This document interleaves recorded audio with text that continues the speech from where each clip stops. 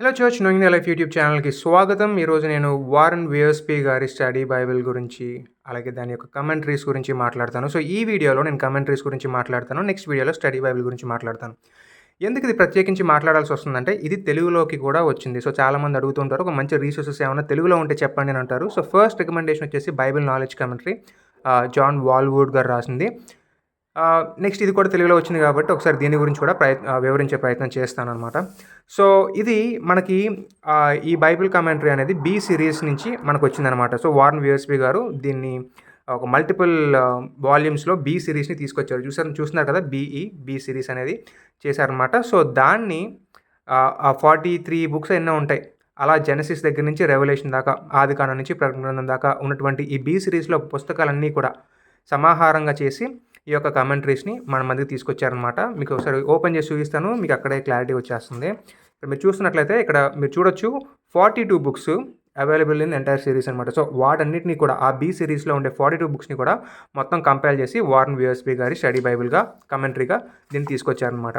So అది మాత్రమే కాదు, ఇది ఏ పర్స్పెక్టివ్ నుంచి వస్తుందో మనం గమనించినట్లయితే ఈయన బ్యాప్టిస్ట్ పర్స్పెక్టివ్ నుంచి వస్తున్నారన్న విషయం మనకు అర్థమవుతుంది. చూస్తున్నారా ఇక్కడ డొనాల్డ్ బర్టిక్ గారి గురించి మాట్లాడుతూ న్యూ టెస్టిమెంట్ ఆయన నాకు టీచ్ చేశారు ఎట్ నార్థన్ బ్యాప్టిస్ట్ సెమినరీ అని చెప్పి క్లియర్గా ఇక్కడ మనకి ఇవ్వడం జరిగిందనమాట. ఆ తర్వాత ఆయన కూడా పాస్టర్గా కాల్వరీ బ్యాప్టిస్ట్ చర్చ్లో పనిచేశారు. సో ఇక్కడ మీకు వచ్చేటటువంటి కమెంట్ అనేది బ్యాప్టిస్ట్ పర్స్పెక్టివ్లో వస్తుందన్న విషయాన్ని మీరు గమనించాలి.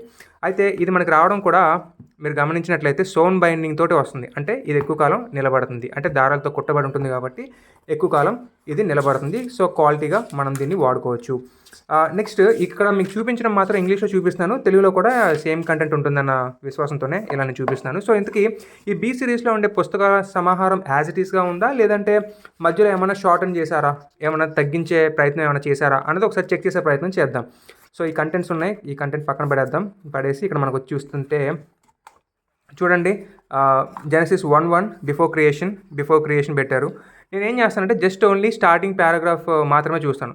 అండ్ దాన్ని బట్టి మనకి పారాగ్రాఫ్స్ అన్ని ఒకేలా ఉన్నాయో తెలిస్తే సేమ్ సిరీసా కాదన్న విషయం మనకు అర్థమవుతుంది. ఇక్కడ చూస్తే ఇన్స్పైట్ ఆఫ్ ఇట్స్ నేమ్, ఇక్కడ చూస్తే ఇన్స్పైట్ ఆఫ్ ఇట్స్ నేమ్. తర్వాత చూస్తే before Genesis redemption planned what was happening before God. ఇక్కడ చూస్తే before Genesis redemption planned what was happening before God. చూస్తే మీకు సేమ్ కనిపిస్తుంది.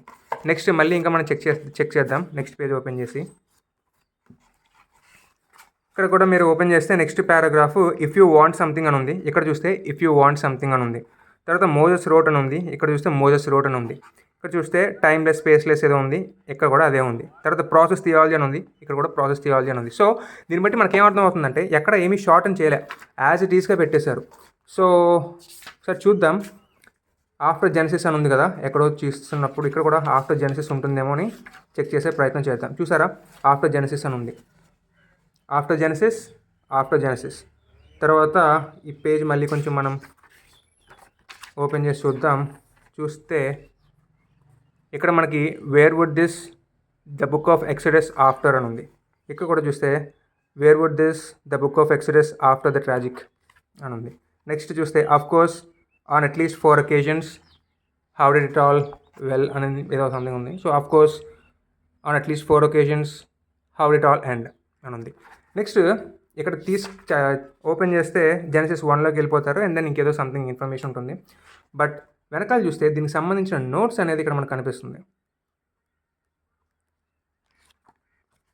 చూడండి, నోట్స్ ఇచ్చారు. చాప్టర్ 1కి నోట్స్ ఏమైనా ఇచ్చారు. It's doubtful that the ancient theologians ever asked this particular question ఉంది. ఇక్కడ కూడా చూడండి, it's doubtful that the ancient theologians asked the exact same question something ఏదో ఉంది. తర్వాత చూస్తే నోట్స్ దగ్గర కూడా A W Tozer of course lonely. So ఎందుకు ఈ విషయాన్ని ఇలా చూపించానంటే, సో ఈ బైబిల్ కమెంటరీ మీరు కనుక తీసుకున్నట్లయితే ఇది యాజ్ ఈస్ బి సిరీస్ సమాహారంగా ఉంటుంది. సో ఒక్కొక్క బుక్ మీరు బి సిరీస్లో తీసుకోవాలనుకుంటే thousands of rupees పెట్టాల్సి వస్తుంది. బట్ దాని బదులు మీరు కనుక వారన్ వియర్స్పీ బి సిరీస్ మొత్తం తీసుకోవాలనుకుంటే చీపెస్ట్ వే ఏంటంటే ఇలా ఈ కమెంటరీని తీసుకోవడం అనేది చాలా చీపెస్ట్ వే అనమాట. సో ఇది ఎక్స్పోజిషనల్ కమెంటరీ. సో ఇప్పుడు మనం ఆడుకున్నాం కదా, ఇది బి సిరీస్ నుంచి తీసుకొచ్చారు, and then it is expository commentary. So expository commentary అంటే ఏంటి అని అంటే, ఎక్సజీసిస్ చేసిన తర్వాత ఎక్స్పోజిషన్ అనేది రావాల్సి ఉంటుందన్నమాట. సో ఫస్ట్ ఎక్సజీసిస్ అంటే ఆ టెక్స్ట్ ఏంటో మనం అర్థం చేసుకోగలగాలి. అలా అర్థం చేసుకున్న తర్వాత దాన్ని బేస్ చేసుకొని టెక్స్ట్ ఈ విషయం చెప్తుంది అన్న కంక్లూషన్కి వచ్చిన తర్వాత సో వాట్ అన్నదే ఎక్స్‌పోజిషన్ అనేది ఆన్సర్ చేస్తుంది. సో, ఒకవేళ టెక్స్ట్ ఈ మాట చెప్తున్నట్లయితే దాన్ని మనం ఎలా అప్లై చేసుకోవచ్చు, దాని వెలుగులో మనం ఎలా జీవించొచ్చు, ఇది మన యొక్క జీవితాన్ని ఎలా ప్రభావితం చేయగలుగుతుంది, సో, అలా ప్రభావితం చేయగలిగేలాగా మనమేం చేయాలి, మనమే ప్రాక్టీసెస్ చేసుకోవాలి అన్న విషయాలన్నీ కూడా ఎక్స్‌పోజిషన్‌లోకి వస్తాయన్నమాట. సో, ఈ బైబిల్ కమెంటరీ అనేది ఎక్స్‌పోజిషన్‌లోకి ఎళ్తుంది. అందుకే మీకు ఒక్కొక్క వచనాన్ని గురించి డీటెయిల్ ఇన్ఫర్మేషన్ ఏమీ ఉండదు. కాకపోతే ఒక పారాగ్రాఫ్‌కి సంబంధించి లేదంటే ఒక అధ్యాయానికి సంబంధించి ఒక బేసిక్ ఇన్ఫర్మేషన్‌ని వీళ్ళు ఇచ్చే ప్రయత్నం మాత్రం చేస్తారనమాట. ఫర్ ఎగ్జాంపుల్ జెనసిస్ 1:1 అని ఉంది కదా! దీని గురించినటువంటి ఒక ఐ వుడ్ సే పాస్టరల్‌గా గానీ, లేదంటే ఒక డివోషనల్ పర్పస్‌గా గానీ ఇచ్చినటువంటి ఒక మెసేజ్ అనుకోండి. ఇదంతా అలాగే ఉంటుందనమాట. సో, నెక్స్ట్ మీరు ఎక్కడ చూసినా గానీ ఇక్కడ ఫస్ట్ అధ్యాయం 3వ వచనం నుంచి 13వ వచనం వరకు చూస్తే ఈ యొక్క నోట్స్ అంతా కూడా అలానే ఉంటుంది. మీకు ఇక్కడ హీబ్రూ, గ్రీకు, కల్చరు అవి ఇవి అంత డీపర్ లెవెల్‌లోకి వెళ్ళరనమాట. ఒకవేళ వెళ్ళినా జస్ట్ ఏదో అలా టచ్ చేసి ఊరుకుంటారు కానీ అంతకు మించి డీపర్‌గా అయితే వెళ్ళే ప్రయత్నం చేయరు. సో, మీరు జస్ట్ నార్మల్‌గా వాక్యాన్ని అర్థం చేసుకోవాలి. అసలు ఆ కథ ఏం జరిగింది, హిస్టరీ ఏంటి, లేదంటే చారిత్రకంగా కూడా కొన్ని పుస్తకాలు ఉంటాయి కదా! ఆ చరిత్రకు సంబంధించిన పుస్తకాలు వాటి విషయాలు ఏంటి అన్న విషయాలు అర్థం చేసుకోవాల్సి వచ్చినప్పుడు మాత్రం మీరు ఇది ఓపెన్ చేసి చదువుకోగలిగితే చాలా బావుంటుందనమాట.